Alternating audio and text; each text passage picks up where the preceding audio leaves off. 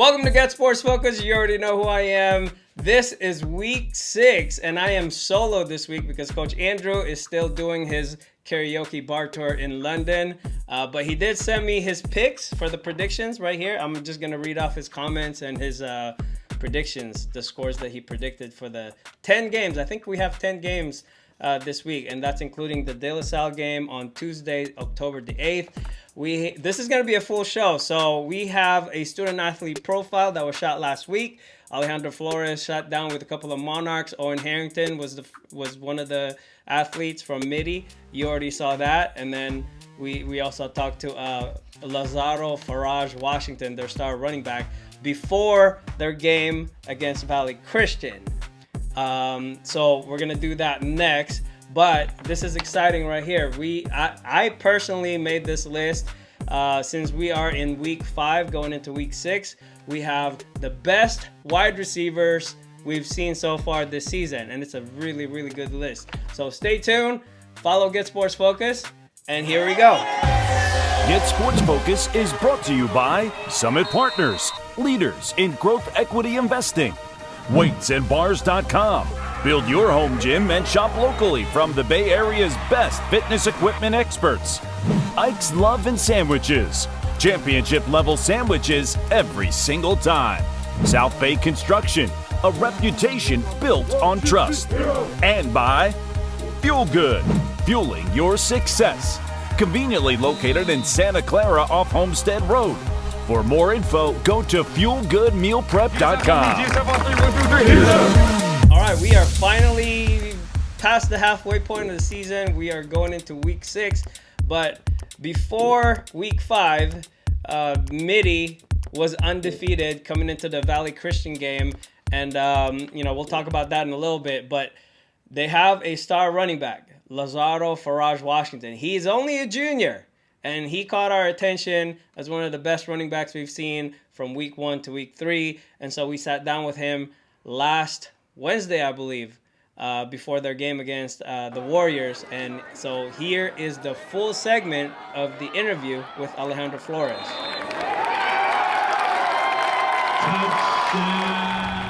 What's up, GetSportsFocus? I'm here with Lazaro Farage Washington. Lazaro, man, we were able to catch you after practice. Thank you again for joining us. Yeah. So, big thing, what a start to the year it's been. Not just for you, but for the entire team, starting off 3-0, a lot of big statement wins as well. But how do you feel like your team has improved from week 1 to week 3 and to where you guys are now approaching these league games? I feel like we've just built more confidence and chemistry.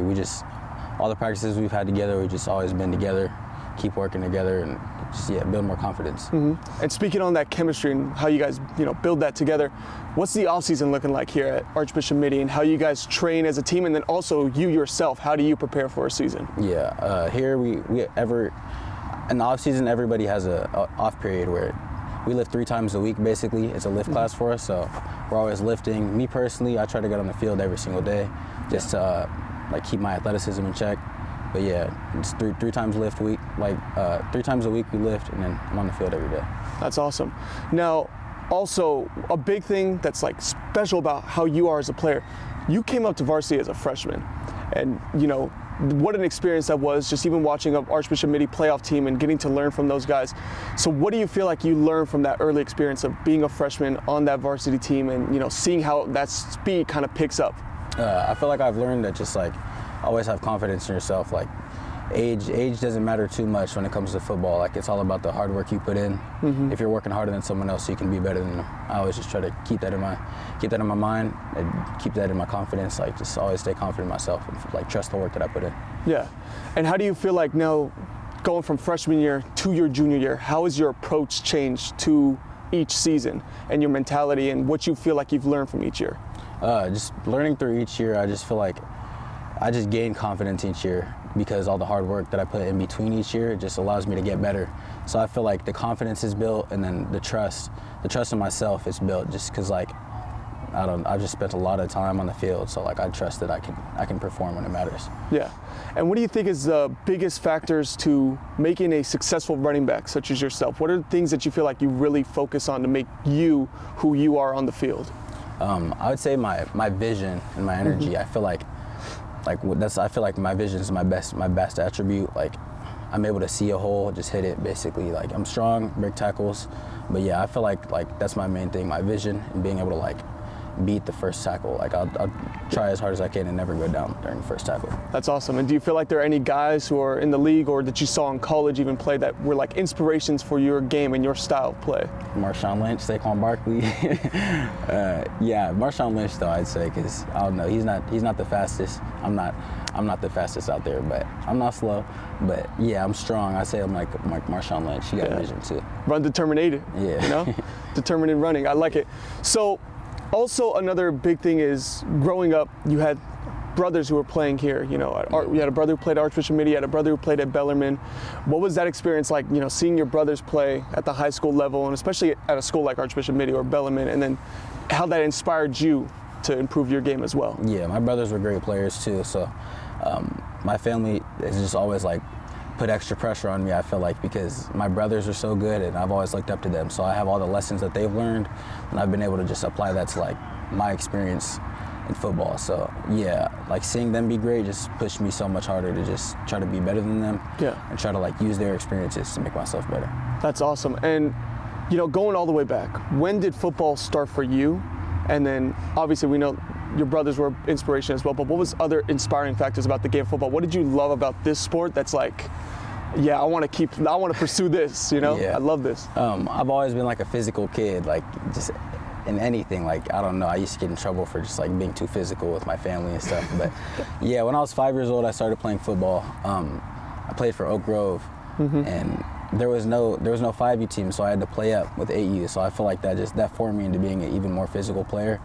But yeah, I think my love for football started just like probably my first game that I had. I remember I did pretty good, and I just love like the attention that I got from doing good, and just like my family was so proud of me. I don't know, it just pushed me to like want to like keep making them proud with football.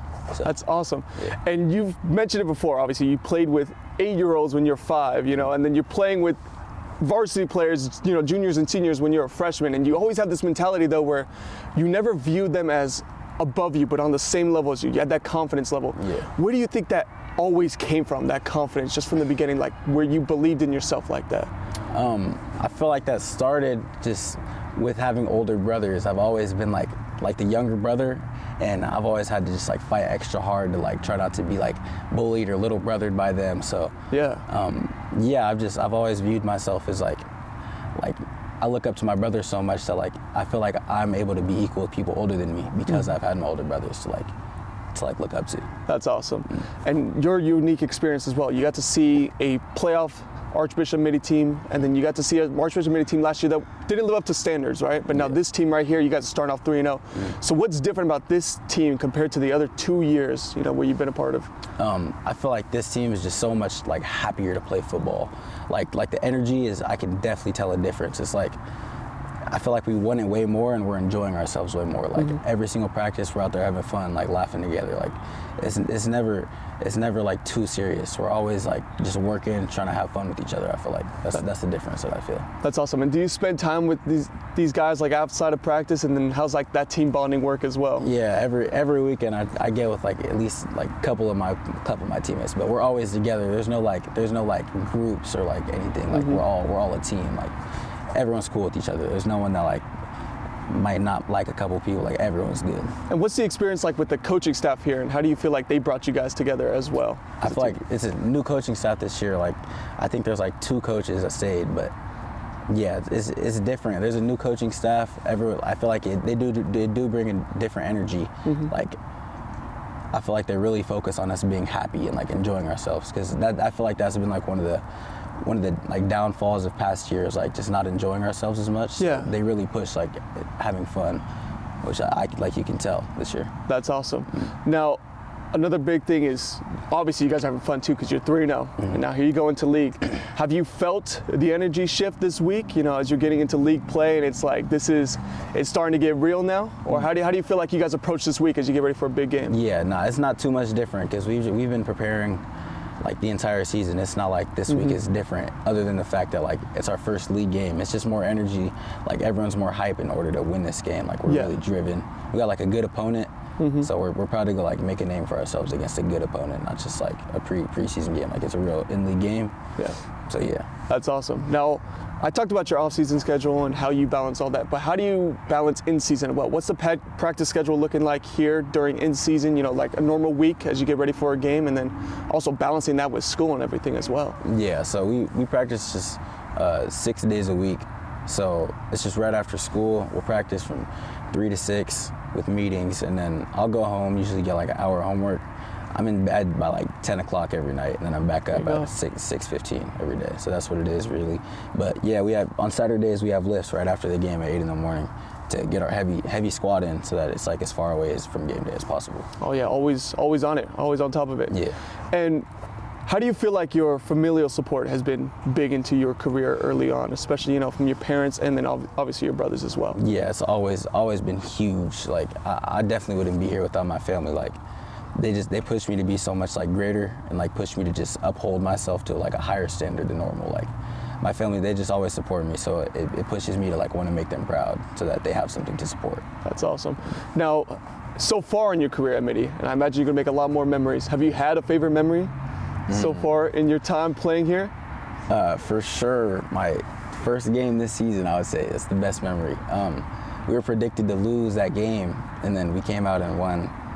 I don't remember the score, but we won by a pretty good amount, and that was just fun to upset everybody and show people that we're not just like some team to be like laughed at. Like, yeah, we're here. Well, I know you've upset a couple of our guys here at GetSportsFocus as well. They've had predictions against you guys. Yeah. How do you guys take on the underdog mentality? And it's still even persisting into now. Some people still don't believe in you guys, but how do you guys take that on? How do you guys use that as motivation? We try to like kind of honestly tune it out. Like if someone's looking down on us, like we know how great we are. We know how well we work together. If someone's like looking down on us, it gives us more drive to prove that person wrong. Honestly, it's never like we're like sad or anything if we're doing it. Like it just makes us want to do better. Honestly, I like it. Lazar, man, it's really fun hearing your mentality, and I think what's the biggest thing about your character is how you don't put yourself down for anyone. You have that younger brother mentality where you always put yourself on equals with everyone. So again, I appreciate you taking the time to have this conversation. One more question for you. If you were to talk to your freshman self, what advice would you give him? I'd tell him to stay confident in himself and never stop working. You gotta just keep working every single day to just get better and better every single day. That's perfect advice. All right, do you want to give a shout out to anyone here at the camera before we close out? Shout out the Archbishop Mitty Monarchs. Shout out Santa Cruz Seahawks, Oak Grove. Just shout out my whole family. Lay y'all. Appreciate you. Hey, Lazar, thank you again for taking the time. Thank you again for GetSportsFocus for tuning in. Hey, thank you. Big game on Saturday. We can't wait to see what you guys do. Yep. Thank you for having me. Well done interview, Alejandro Flores, as always, and Lazaro Faraj Washington and the Mitty Monarchs took on Valley Christian Saturday night for Valley Christian's homecoming, and unfortunately, Valley came prepared, and it wasn't as bad as you might think, because they made mistakes, and those kinds of mistakes can be corrected. So I still think Mitty is going to be solid the rest of the season. But Valley Christian, man, they came out of nowhere running the ball with Ikaya McLemore. He was their guy. They gave him the ball a bunch of times, and it was like a 1-2 punch. Marcel Leggett was the speed, and McLemore was the power, and they just really put it on Mitty. Mitty committed several penalties and mistakes that Valley just capitalized. So if you take away those 3 big mistakes, I think Mitty probably would have scored 3 more times against Valley Christian. They had the ball inside the 5, and they couldn't score because of Patterson, Joseph Patterson. He had a big game, 2 turnovers. He had that one goal line stand was like his defensive stand right there. And there were other guys from Valley Christian that really stepped it up. I thought the line played really well. They earned the GSF Defensive Lineman of the Week award, which is a big honor considering like there was a lot of big games that happened this weekend. But I'm looking forward to the game between Mitty and St. Francis. It's Mitty's homecoming. It's their only game at home at night. this season, and they're going to be hosting the Lancers. So talk about like power versus power. I think this is going to be the first game that I'm going to predict. I'm going to pick the Lancers because they have a much better line. I think St. Francis line is probably one of the best in the WCAL. So they also have Kingston. Aaron Knapp is starting to find his rhythm with his receivers. And, you know, Jackson Cahoon, Trevor Dong, Sean McCoy, all those guys on the St. Francis defense are going to be a force. And I'm not sure Mitty will be able to. I'm not sure. But, you know, obviously, Coach Andrew is going to pick Mitty because he's a Mitty guy. But I'm going to pick the Lancers. I'm going to read Coach Andrew's score right here. He thinks Mitty will win 30-27. Let's see his comments. Mitty has the ability to bounce back, and I think they can. Got to get back to what was making them successful earlier on. Contain the run. Yeah, contain the run. I don't think so. So this is going to be a Lazaro, Faraj Washington versus Kingston, Keana Aina in the backfield. Who can perform better? Well, who's got the better line? I think Kingston does. So my prediction is a 42-21 St. Francis Lancers over the Mitty Monarchs. Since we were just talking about the Valley Christian Warriors, they're going to be at San Jose City College, right down the street from where we are right now. And they're going to be taking on Bellarmine. Bellarmine is struggling, like really struggling. So I can't see them doing much against Valley Christian. Valley Christian is riding high. They just proved Coach Andrew wrong. I did pick Valley Christian to win against Mitty, but this is kind of like a trap game for Valley Christian. So they got to be careful because if any, like Bellarmine's got nothing to lose. Valley Christian, they were 1-2, and now they're 2-2, and they got the momentum going. But I'm not sure if they should feel as good as they are feeling right now because Bellarmine, I mean, it's dangerous, right? WCAL, anybody can beat anybody, and if Bellarmine can just get rid of their mistakes and score some points, they can outlast Valley Christian. But like I said, Valley Christian is too strong. They got the line, they got the special teams going, and they're just overall a lot better. If they played the way they did against Mitty, cause havoc on defense, take advantage of the mistakes, I think they can win this game 35-7. So that's my prediction. Coach Andrew, let's see. He thinks Valley Christian will win 42-14. His comments, let's see. I don't like reading. Valley beat the crap out of Mitty. Kind of an understatement. Kind of a statement that they are not. Valley beat the crap out of Mitty. Kind of. He can't. What? Kind of as a statement that they are not to be taken lightly. Bell just need to keep improving in small ways. So that's what Coach Andrews got to say about that game. So we both picked Valley Christian. Okay, next game. Riordan is going to SI on Friday, and this is going to be a crazy game because they moved the game to 5 o'clock. I guess it's to make sure that there's enough time because Riordan, they play 4-hour games. Even though the game is going to be at SI, if Riordan can cut down on their penalties and just play a perfect game, as close to perfect as possible, I think they can dominate this game. I think the key is to just run the ball and then finish and score. Defensively, they need to step up. And not trade blows with SI, because if you allow SI to hang around, because SI is going to be at home, if you allow them to hang around like Serra did, they can catch at the end. So discipline is going to be a key thing for Coach Adir's team. Now, SI is really good this year. They did beat Serra. That was a legit win. They can beat Riordan if they just control the ball and score in their first 4 possessions. That's my thing. It's like you got to finish against Riordan if you want to beat them. And I think the first 4 possessions will be enough to kind of keep Riordan away from the end zone.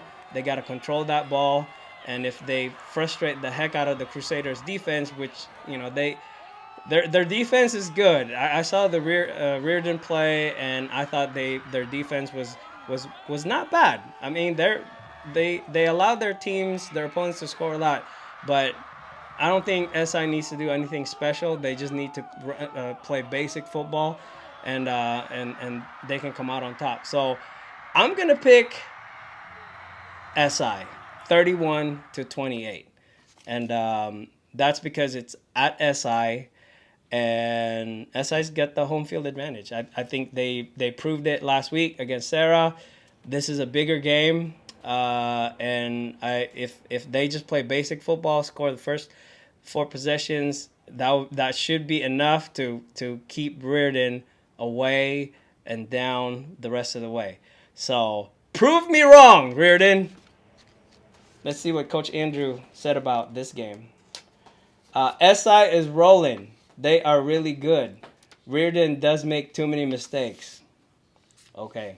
SI 35-28. Oh, he picked SI too. So there you go. Pretty cool. Thursday game, I believe this is going to be the GSF game of the week. It's the Gunderson Grizzlies, Coach Jason Harrison, the 2-time GSF All-Star champion, versus Andrew Hill. I don't know much about Andrew Hill. But all I know is that they played better teams earlier in the season and they lost, but I'm sure they got better from playing Monte Vista, from playing Gun. Those 2 teams are doing really well. Gun's still undefeated. Looks like they turned the corner the last 2 weeks with wins against Burton and Yerba Buena. Gunderson, on the other hand, they had that emotional win against Oak Grove. It was a dramatic win. Silas Cook, let him cook. He had a great game. He was the game changer for week 4. And they also played 2 very good teams to start the season. Irvington is still undefeated. San Lorenzo is still undefeated. So I'm pretty sure they got better by playing those teams. And Gunderson is playing at home.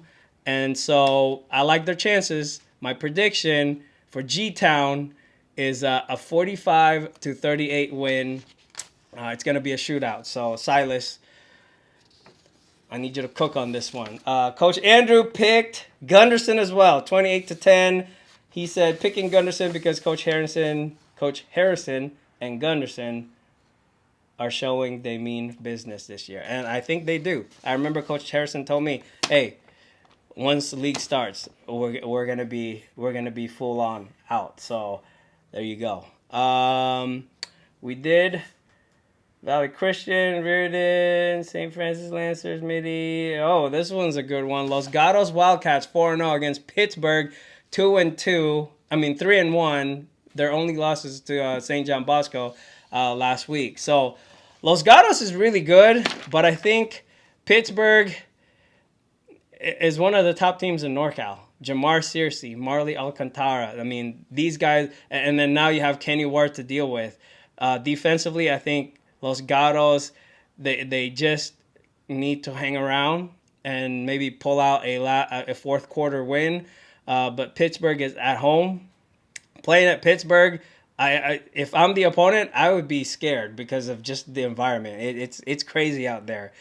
They have one of the best offensive and defensive linemen squad in NorCal, and they can shut down the Wildcats. I don't know. Their big play capability is really going to be a big difference in this game. So I think I'm going to go with Pittsburgh, 42-17, because they are at home. Even though they lost to Bosco, they're still on the roll. They made national headlines. They made Bosco look bad, even though they lost. So I'm going to go with Pittsburgh. They're one of the top teams in NorCal. I would put them in 1-2 in the top 3. And so that's my prediction. Coach Andrew predicted, he said, Pittsburgh is too strong and very battle-tested. Will be a huge upset if Los Gatos can pull it off, but highly unlikely. He did pick Pittsburgh 49-21. There you go.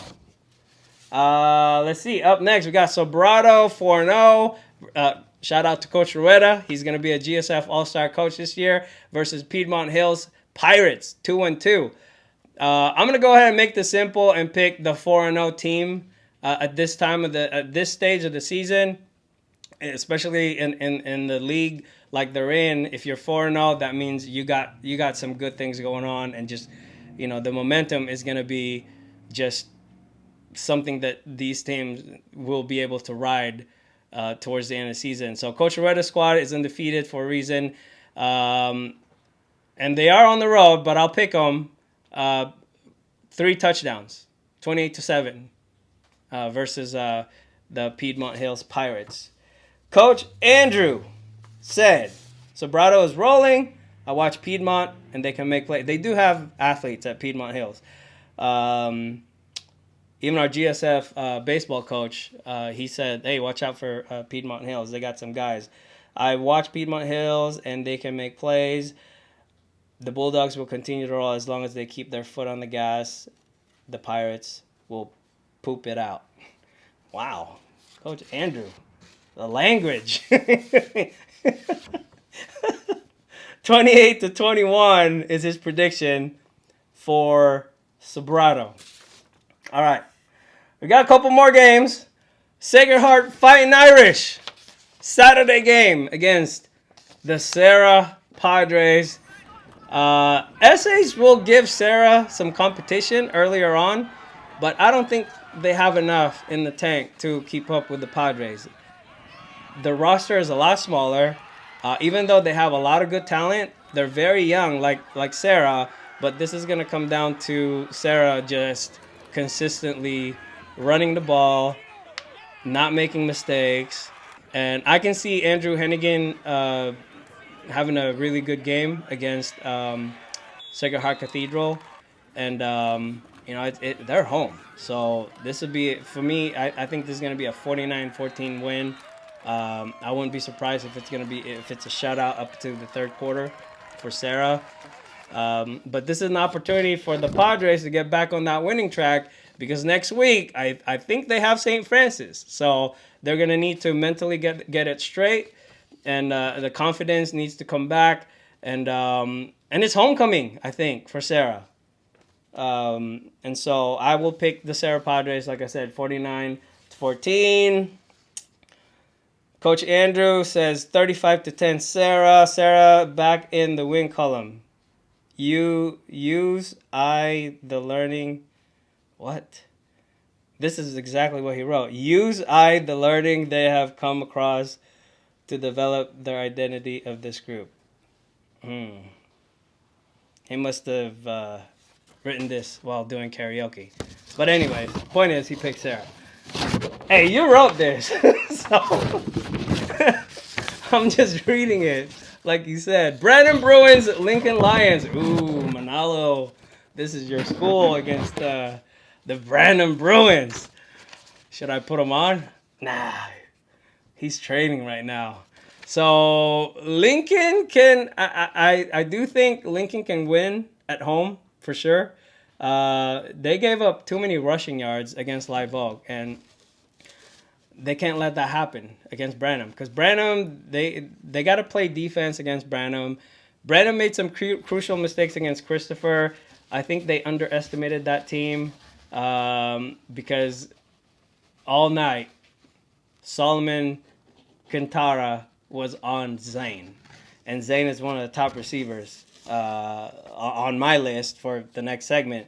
But I do think Branham, their strength is their offense. They can score quick. They're quick to the ball, and if they do that against Lincoln, I think Lincoln can get gassed out, and they can run 70 plays on them in the first half and put it away. So, but I'm gonna pick Branham, 42-21. That's my score. I'm pretty sure Kyan Phillips is going to have a great game for Lincoln. But if they can pull this off, man, shout out to you. So Lincoln, prove me wrong. I think it's time to get back in the winning column there for Branham. This is what Coach Andrew said about Branham. Branham is talented, and I think they have the same amount of big stars on their team. It will be who shows up and steps up. Branham can win this by 2, or Lincoln will win this by 2. But he did pick Branham 28-14. So there you go. Christopher versus Santa Teresa. This is Alejandro Flores' game. 4-1 Christopher, 4-0 Santa Teresa. Last week on Thursday, Santa Teresa, the entire team was at the Christopher Branham game, and it's pretty cool to see them there to watch their opponent. They had a bye week. So looking at this game, this matchup, this is a championship game. Christopher was well prepared against Branham. Jackson Robinson, he's a game changer. He was our week 5 offensive player of the game. He had 4 total touchdowns. He rushed 1 and threw 3. But let's not forget Ray Waller, the running back, because he was a key component in that win, because he ran the ball so well. I mean, the line did their job, but Ray Waller got some extra yardage because of Ray Waller. He trains with Coach Andrew. Coach Andrew's a running back coach as well, and he's done a great job in the offseason preparing. So that allowed the passing game to open up, which allowed Jackson, the 3-star national recruit, Jackson Robinson, GSF All-Star nominee Jackson Robinson, to throw those 3 passes. And watching that game, I'm like, wow, this is a great.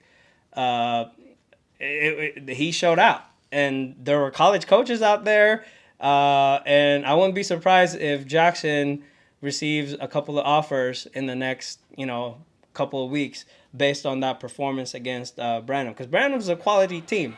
Now Santa Teresa, they're well rested, and they're going to be ready for this one.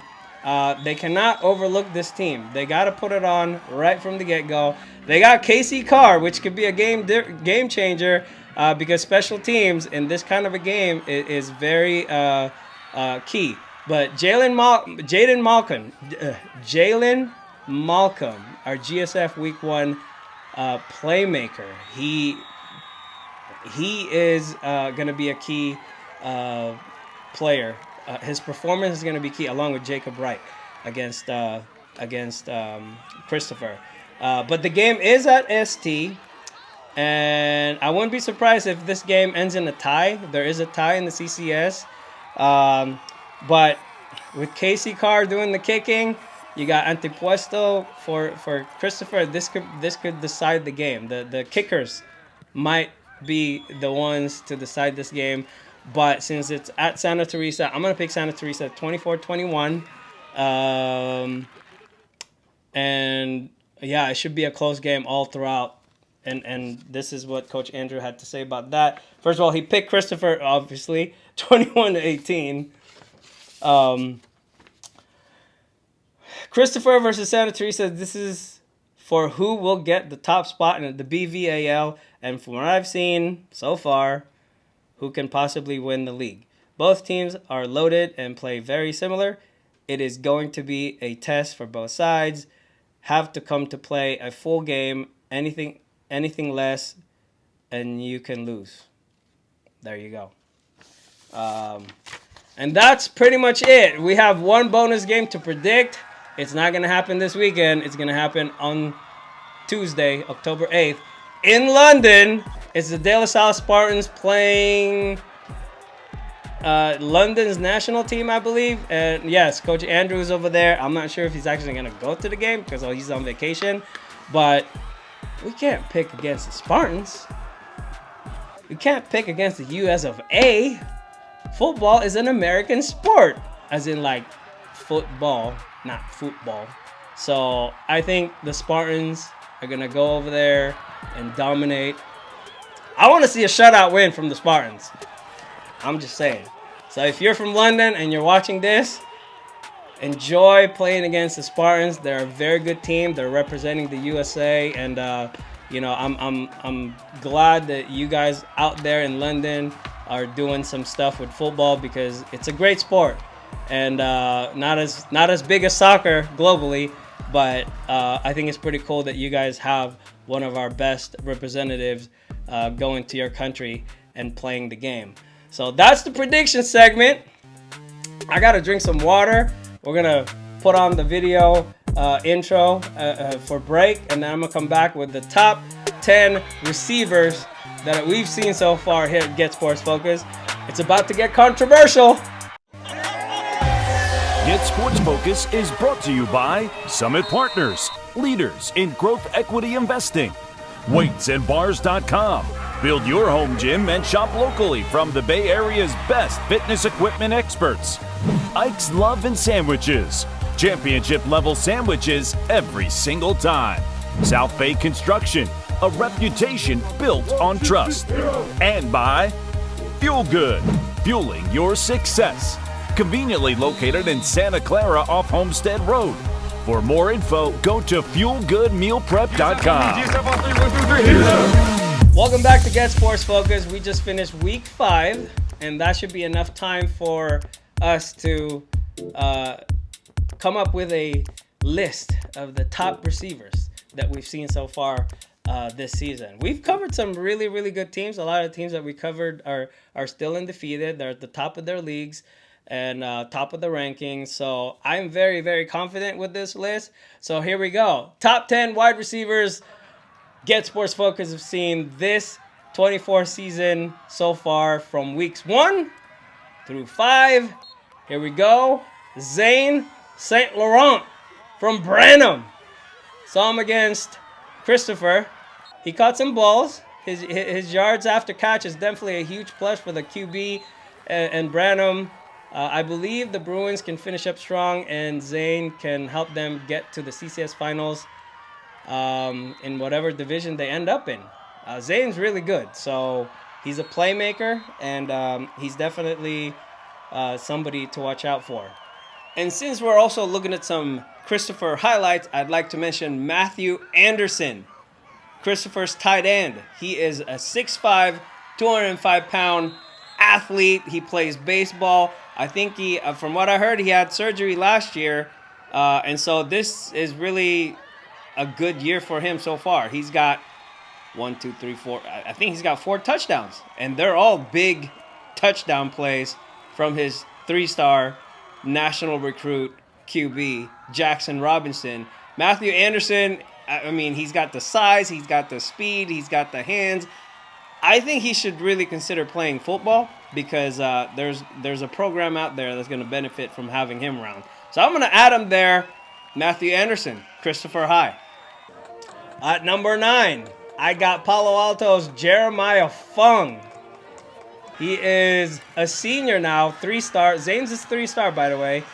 Jeremiah is also a 3-star. 4 receptions for 110 yards, 32-yard punt return, 4 total tackles against the Kings Academy. So he's more than just a receiver, but I saw him against Fremont, and Jeremiah is a threat. He attracts a lot of attention, which allows the other guys to be open. For Jeremiah to have the stats that he's got, I think, I do think that he would definitely excel in an offense where the ball is thrown a lot. Last Saturday, I saw Valley Christian, and they have a freshman QB, Rome Pritchard Jr. We know Rome from 7-on-7, and we know Riley McIlvain from 7-on-7 as well. They're teammates. He's a 2027 wide receiver DV, and I see a bright future for Riley. His brother was a baller a few years back at VC, but his speed and ability to track down that ball while moving really fast is dangerous. I mean, look at him. So I expect VC to finish strong at the end, and after seeing their potential this weekend, I wouldn't be surprised if they end up in the top 4. Serra Padres, they have a tight end, Clay Hinsdale. He's doing well. He's the Padres QB Andrew Hannigan's go-to guy. SI did a fantastic job guarding him, but he still made some crucial catches like he did against Folsom, De La Salle, and St. John Bosco, and of course SI last Friday. But as the season goes on, Clay and the Padres, they'll get better, and it's not how you start, it's how you finish. Last week we saw San Ramon Valley. They have a QB who's very, very good, Rhett Thompson. He's got 13 touchdowns so far this season, and 5 of those touchdowns are to Evan Economist. He's got 13 catches for over 300 yards in 5 games. The Wolves are still undefeated, one of the few left, and October 18th. That's the big game against De La Salle. I'm pretty sure both of them are going to be undefeated, assuming De La Salle beat the London team. But that's going to be a big game for San Ramon Valley. Pittsburg. They also have a really good QB, Marley Alcantara. He made national news. I call him nephew because he's my Pinoy QB. He's thrown 10 touchdowns this season that counted. I'm pretty sure he's got more that got called back. But this freshman receiver right here, Kenny Ward, he's a two-way player.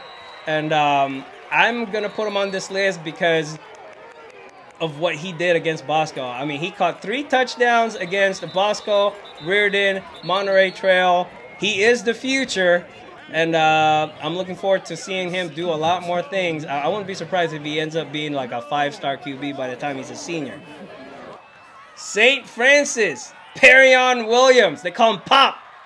He's made the most of his opportunities so far this season. We all know the Lancers have a running offense, but Perion's made some big plays so far. His 3 touchdowns are short yardage plays, but hey, he steps up when needed. So he's on the list. Perion Williams. Williams for a 4-yard touchdown. Up next, Chris Lawson. Of course, he's a 4-star Washington commit. Chris Lawson plays for the Riordan Crusaders. He's been out in the first part of the season. He's only played 2 games. But despite all that, he still caught 4 catches against Sacred Heart Cathedral for 80 yards and scored a TJ. His TD against Sacred Heart was impressive because basically the whole secondary was on him. He looks healthy, so I expect him to produce a lot against SI this Friday.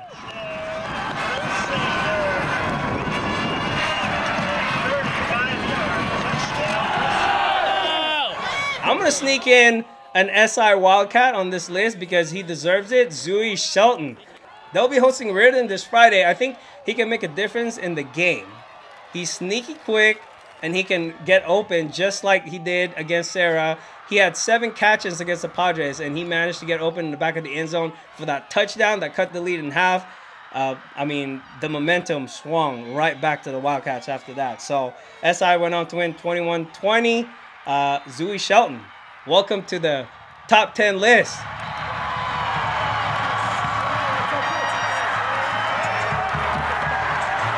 We got 2 more, and this one is a good one. Sinai Thomas, we've known him since he was an 8th grader. He's probably my top 2 receivers. 6 touchdowns for my man, and he's more than reliable. 273 yards in 4 games. That's with all the other guys on the team. If the season were to end right now, Sinai would be in the conversation for Player of the Year. But he's definitely wide receiver of the year. If it was to end right now, he would be the guy. Touchdown, Crusaders. And finally, at number 1, since this is the segment about the best receiver we've seen so far this season, we got to give it to St. John Bosco's Madden Williams. We only saw him once, and that was enough for me to put him on the top of the list. In 5 games, Madden's got 6 touchdowns scored, 26 catches for 519 yards. That is impressive. Madden Williams, the best receiver we've seen so far this season. Good luck the rest of the way, and